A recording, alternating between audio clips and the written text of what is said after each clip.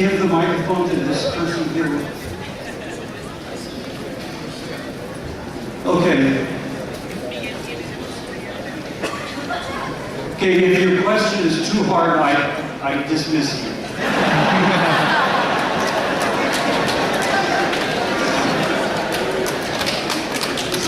It's on, yes.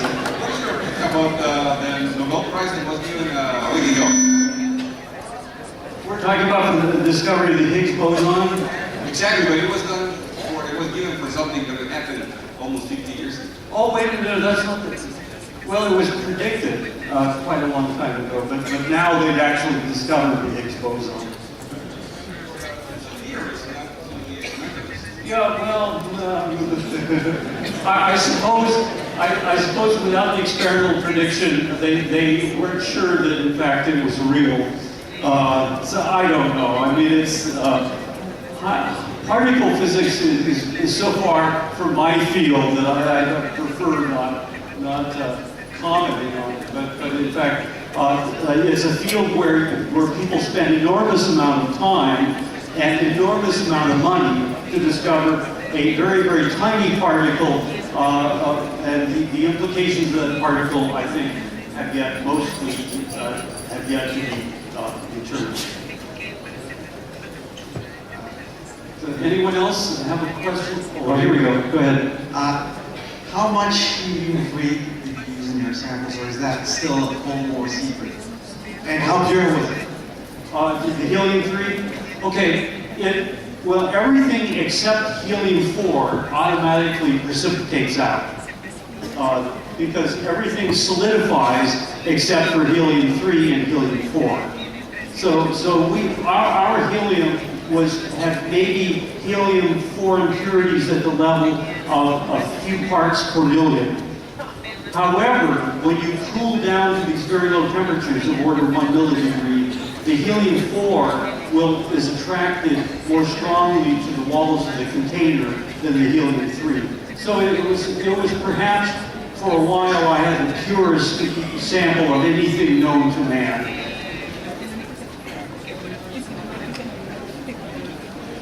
How large was my sample? Okay, so my samples were typically about I guess 30 liters of helium-3, something a little bit over a mole of helium-3. So, helium-3 is, I think it's harder to get now. I actually have a mole of helium-3, but I'm not going to tell you where it is. Another question, go ahead. First of all, wonderful presentation.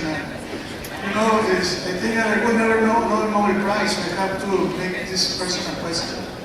What did you do when you were a kid, when you were a child? What are your interests when you were a kid? Thank you. That's a wonderful question. So, I was son number 2. There were 5 children in the family. My poor sister, when we played football, I broke her clavicle. So, but I think my father was recognized that I had an interest in science at an early age, and he would apparently talk. He was a medical doctor, and he would talk to his patients about me. So pretty soon there was a constant stream of interesting devices coming into the Osheroff household, many of which I was able to make into lethal weapons.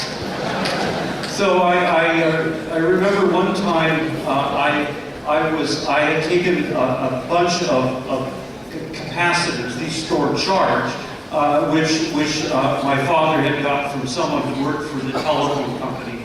And I wired these things all together, and then I borrowed a high voltage source from my brother who was a ham radio operator. I charged these capacitors up to 600 volts, and then the idea was to discharge them across a primary coil to a transformer. The idea was to develop, several 100,000 volt sparks. But before I killed myself, I mistakenly discharged the capacitors again across my body, And the next thing I knew, I was on the other side of the room, and I had no recollection of how I had gotten there at all. So I think it's fair to say that I am very lucky to have survived my childhood.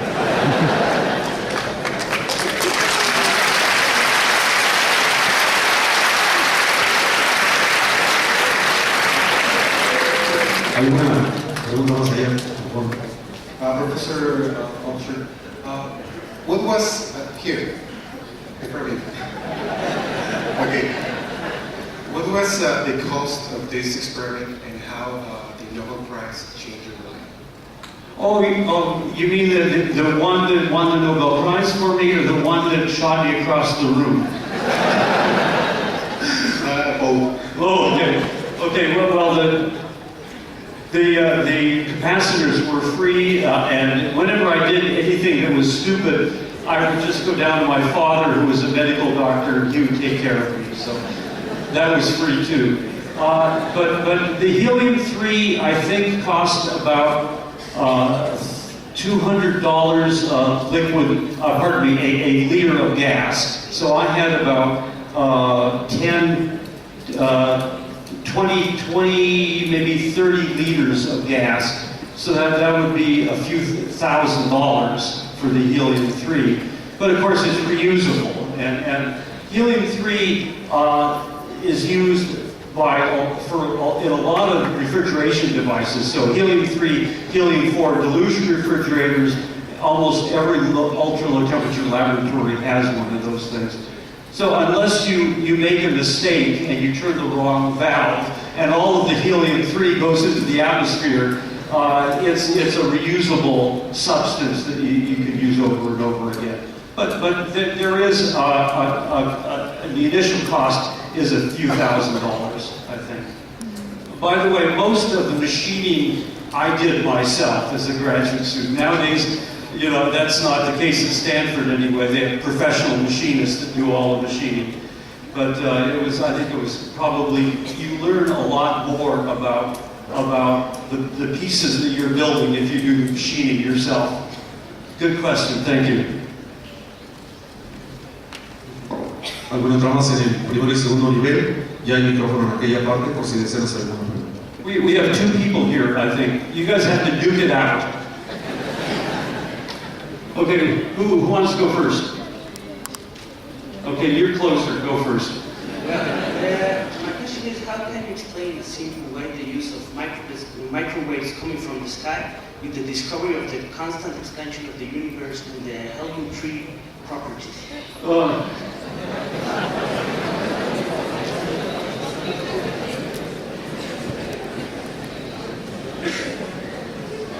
Okay, so, well, first thing you do, you have to look at the wavelength of that radiation coming in. And isn't a single wavelength, so you have to look at the distribution of wavelengths that you're getting from the sky.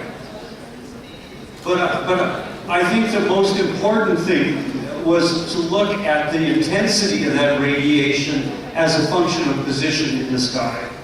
Because that really told you that the universe wasn't homogeneous, that in fact there were fluctuations in the temperature of that radiation, which we think we understand now.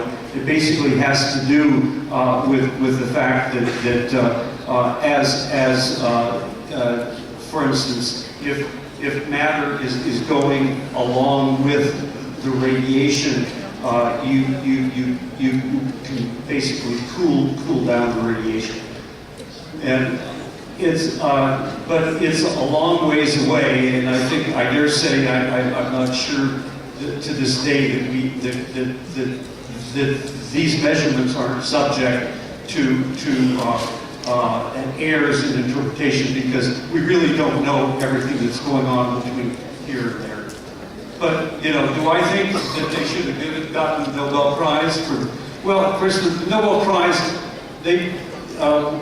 we're talking about is really the Higgs, for the Higgs particle. I think that's the latest Nobel Prize. And I say, you know, it's amazing how hard it's been to discover the Higgs particle. So I suppose at some level it's very exciting, but I think we have to see what having discovered the Higgs particle tells us about the universe and all of the particles in it. And so my attitude as I would say, disbelieving experimentalist is show me the evidence really very clearly. And I'm sure that that is going to happen soon.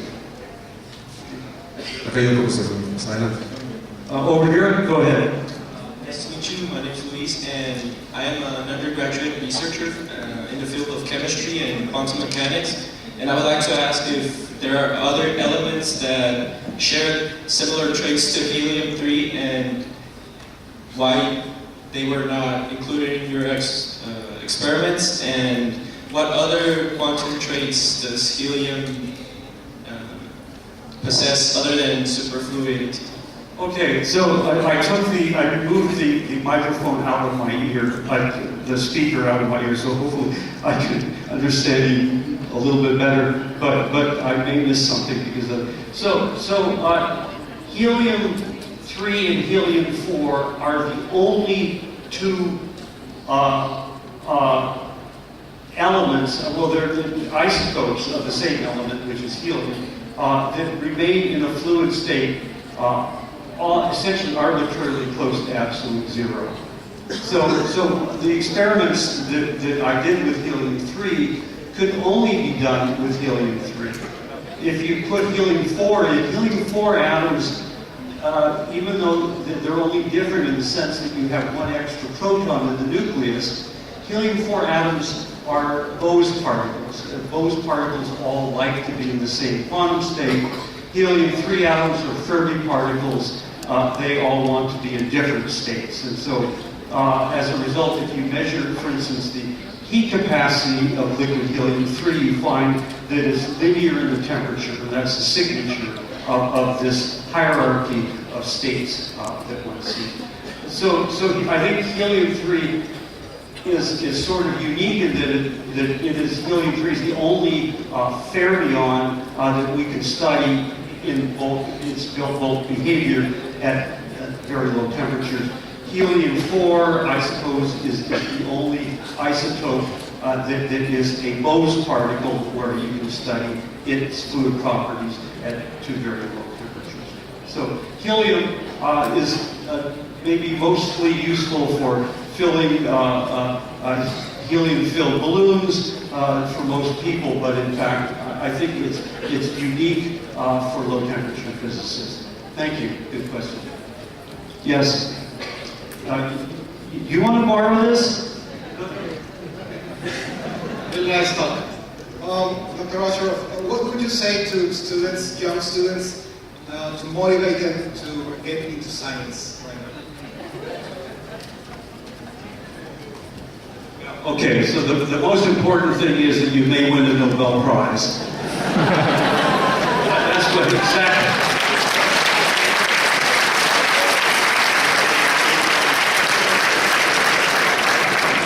No. That's not why you do it, because the probability that you win a Nobel Prize is very small to begin with. And secondly, the probability that you'll share it with someone is very high.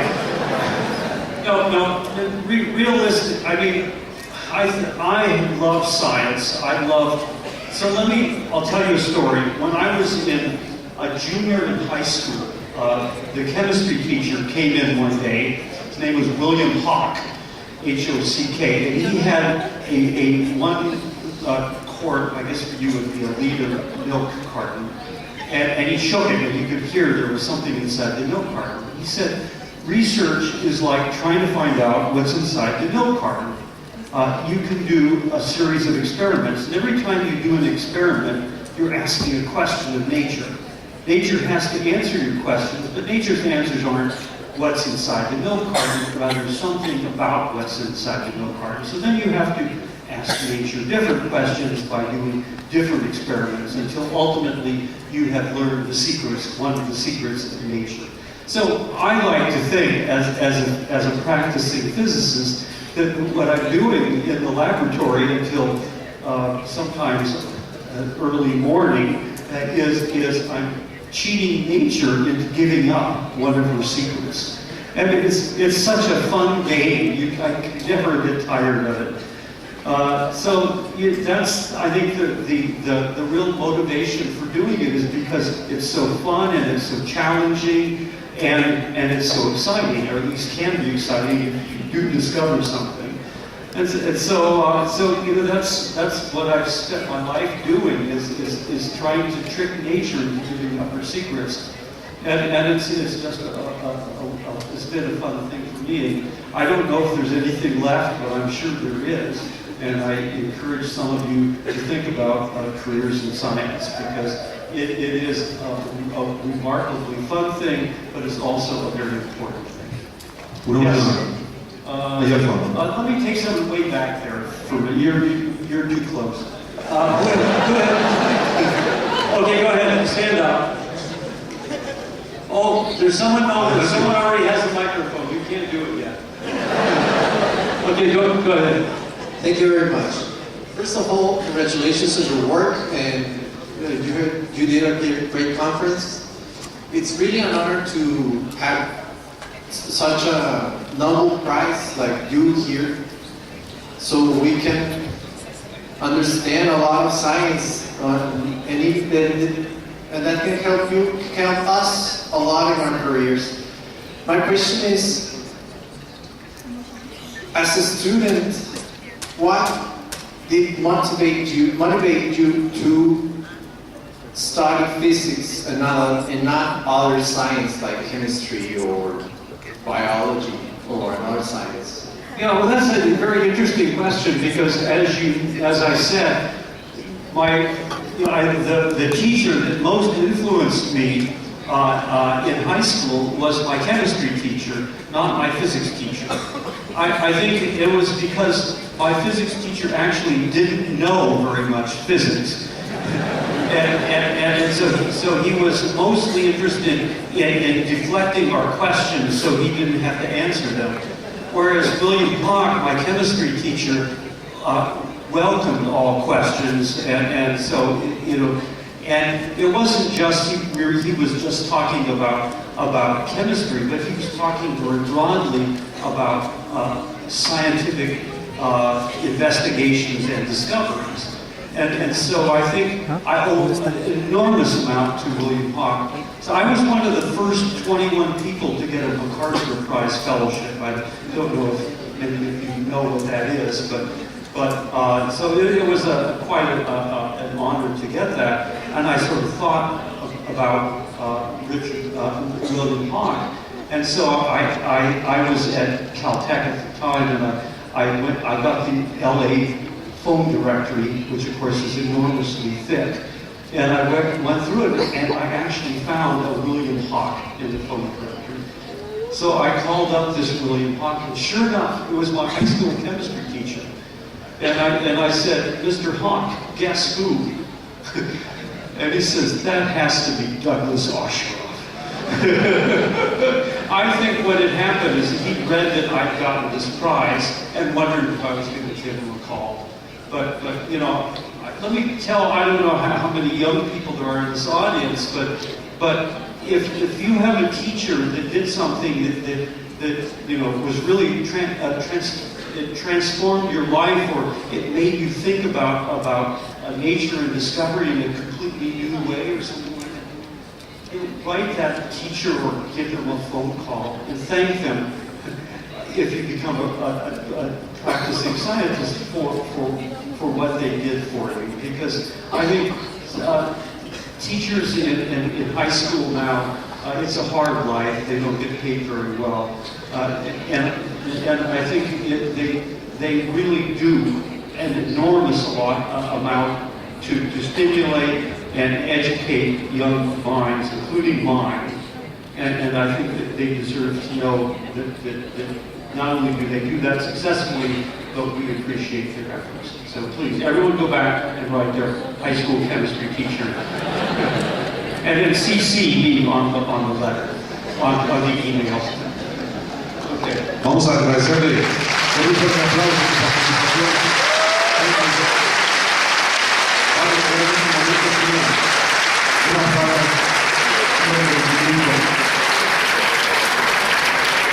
agradeciéndole su participación. Vamos a la parte central para que recuerde nuestra máxima casa de estudio. Adelante, señor. La Universidad Autónoma de Ciudad Juárez, a través del Instituto de Ingeniería y Tecnología, se honra instituir la Cátedra Patrimonial Douglas Dean Osheroff en reconocimiento a sus aportaciones científico-académicas.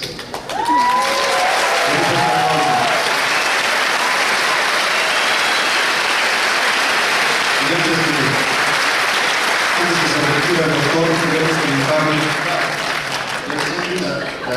This is the Cátedra Patrimonial, the Lecture Fellowship Award, and then we're institutionalizing that program under. Well, I'm certainly honored that you're doing this, and I hope that I will not disappoint you. You realize I'm almost retired completely already. But I hope that this talk and my example will spur some of you to seek careers in science, and I'm sure that some of you, those that do, will equally be rewarded for their efforts by discovering something interesting and maybe even important.